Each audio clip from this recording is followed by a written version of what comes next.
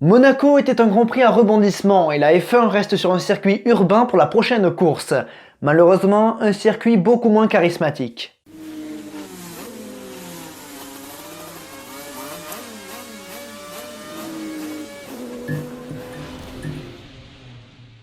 1982 est la saison la plus folle de l'histoire de la Formule 1, celle avec le plus de vainqueurs différents, une période tendue avec le conflit FISA-FOCA, mais pas seulement, beaucoup de surprises, des batailles spectaculaires et des drames avec un champion inattendu. Aujourd'hui c'est l'épisode 07 consacré au Grand Prix des États-Unis Est, le 8e épisode de la série et j'invite ceux n'ayant pas vu les épisodes précédents à les visionner afin de bien comprendre le contexte.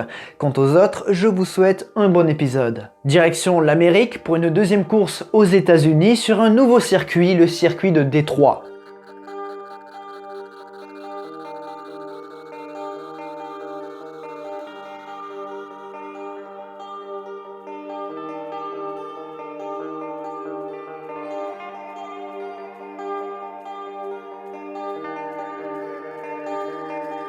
Détroit fait donc son arrivée dans le calendrier de la Formule 1. Cela émane de la volonté d'Eccleston de vouloir conquérir le marché américain. Pour cela, il privilégie les circuits urbains, selon lui plus spectaculaires. Mais ce théorème ne s'applique pas tout le temps, rarement d'ailleurs. En tout cas, Détroit ne va pas dans ce sens. Des virages à 90 degrés en aveugle, très peu de zones de dépassement et des plaques d'égout un peu partout. D'autant plus que la voie des stands est extrêmement étroite. C'est à croire que le drame du Grand Prix de Belgique 81 a été vite oublié. Bref, si la F1 a choisi Détroit, ou plutôt si Détroit a choisi la F1, c'est à cause de l'abandon progressif de cette ville. Autrefois la capitale de l'automobile aux USA. Les pilotes vont inspecter ce circuit le jeudi et beaucoup vont se plaindre si ce n'est pas la totalité. La FISA est également outrée du manque de professionnalisme des organisateurs et responsables du circuit. La sécurité n'est pas bonne et les commissaires de piste manquent d'expérience. Des travaux sont faits en urgence et cela va retarder les séances. Les F1 ne prennent la piste qu'à 16h et c'est un fiasco. Tête à queue, accident et lenteur des commissaires de piste confirmés. Bref, Détroit et la F1 ne démarrent pas du bon pied. Pironi est très dur avec le nouveau circuit qu'il juge, accompagné par ses collègues, sans intérêt. Une pluie de critiques s'abat sur Détroit, sauf venant de Jackie Stewart qui voit en Détroit l'avenir. N'oubliez pas que le triple champion du monde est associé à Ford qui vient de Détroit et qui a financé cet événement.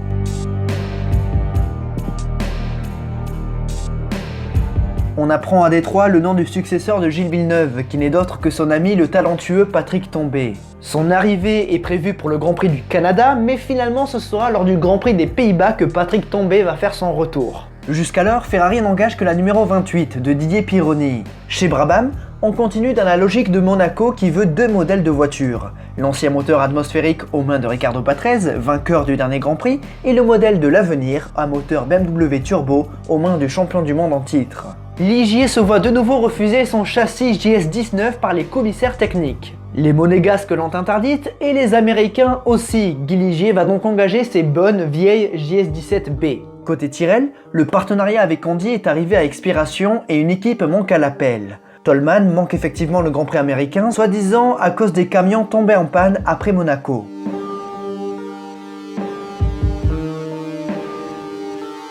Dû à une liste d'engagés réduite, seulement 2 voitures ne prendront pas part à la course. Au vu des retards accumulés à cause des travaux de dernière minute sur la piste, la séance qualificative du vendredi après-midi a été décalée au samedi matin.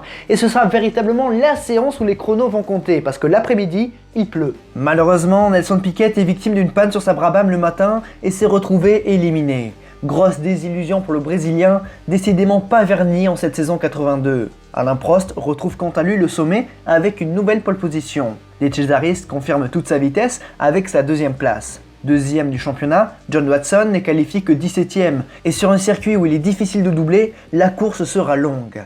Didier Pironi est quant à lui sur la deuxième ligne, à la 4ème place.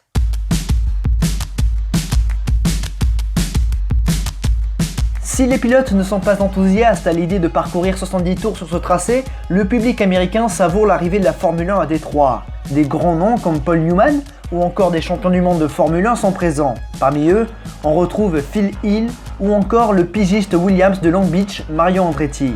Bien que la réputation de Détroit se dégrade, cette ville n'en reste pas moins la ville de l'automobile.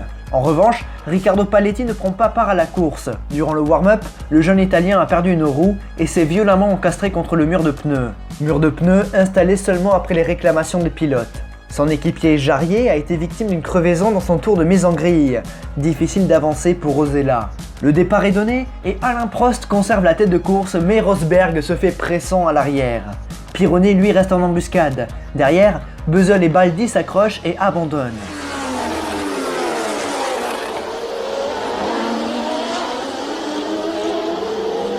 Au deuxième tour de course, Andrea De Cesaris devra renoncer suite à un problème de transmission. Au 7e tour, De Angelis attaque Guerrero et les deux hommes s'accrochent. Patrese, qui arrivait derrière, percute le mur de pneus. Sa voiture prend feu et la course est interrompue. De Angelis, lui, parvient à regagner son stand pour réparer.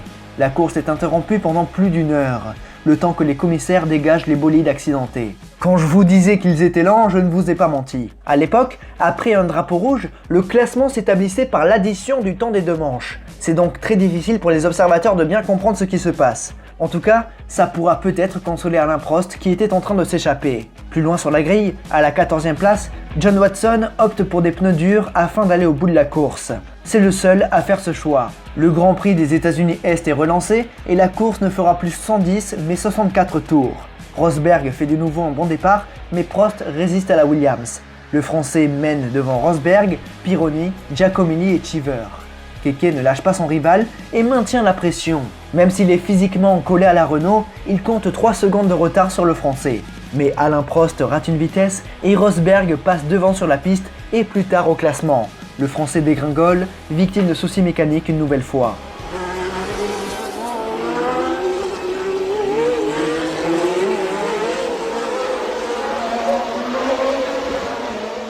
Plus loin derrière, Watson se défait de l'Alfa Romeo de Giacomelli, mais l'Italien ne lâche pas. Les deux pilotes s'accrochent. Biellette de direction cassée pour Bruno qui abandonne. Watson lui est chanceux et poursuit sa course. Le groupe de chasseurs est composé de Pironi, Cheever, Lauda et Watson. 2 places sur le podium sont en jeu. Les McLaren échangent de position, Niki est doublé par John. Quelques virages plus loin, le Nord-Irlandais dépasse la Ligier de Cheever et se blottit derrière Pironi quelques instants avant de porter une nouvelle attaque.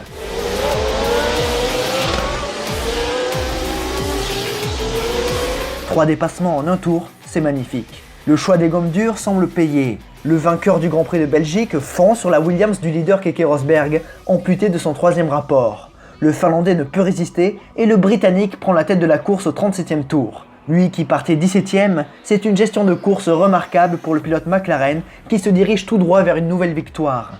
Lauda s'est quant à lui débarrassé de Cheever et Pironi, mais s'accrochera avec Rosberg au 41e tour. C'est l'abandon pour le double champion du monde, tandis que Rosberg dégringole au classement. Pironi a lui affaire à 2 Ligiers. L'attaque de Cheever a forcé les deux pilotes à passer dans l'échappatoire et Laffite a envoyé Pironi en tête à queue. Mais le Français de chez Ferrari remontera sur son compatriote souffrant d'une suspension endommagée pour lui prendre la 3e place. Jacques Laffite dégringole également comme Rosberg. Le héros du jour, c'est John Watson.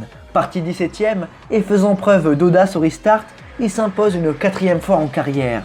La 3e victoire de McLaren cette saison. L'outsider autoproclamé par Ron Dennis augmente son avance au championnat constructeur. Cheever réalise quant à lui une très bonne course avec sa vieille Ligier qui décroche un nouveau podium. Pironi peut également se satisfaire de sa 3e place.